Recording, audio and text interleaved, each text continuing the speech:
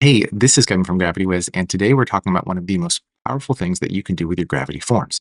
That is dynamically populating form field data. Now, you can do this in custom code with Gravity forms, but we're going to use the GF Populate Anything perk to do this easily and efficiently. So without any further delay, let's dive in. Let's start by looking at our documentation, and we're going to install Populate Anything. So we have information on how to do that here, but we're just going to go ahead and show it as well. Let's go to the dashboard.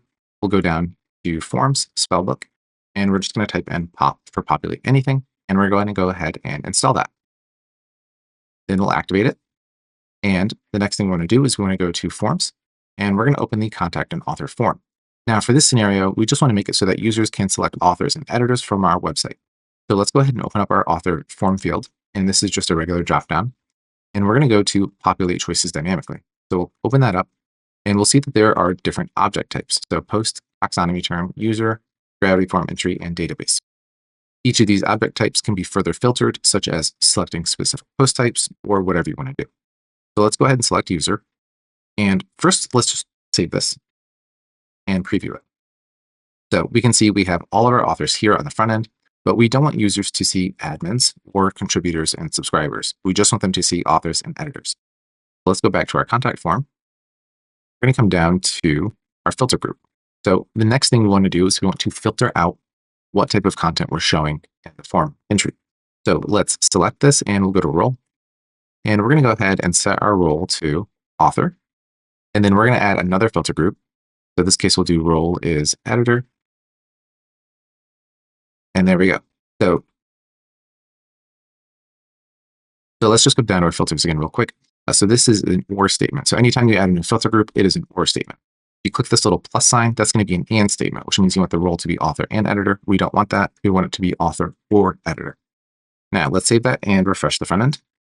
And we'll see, there we go. So we just have all of our and our editors, our admins are gone, contributors and subscribers are all gone. Perfect. Now the next thing we want to look at is live merge tag. So if we come down to live merge tags, we'll see that this allows users to see the data in real time that they're typing. So for example, if we wanted to let the user see their name and the message of the description, we could do that. So let's go back to our form. Let's go to our message, and we're going to paste this in and save it. So this is just going to default to hello username or there if nothing is entered. So if we go back to our form and preview it, we can see right now it says hello there.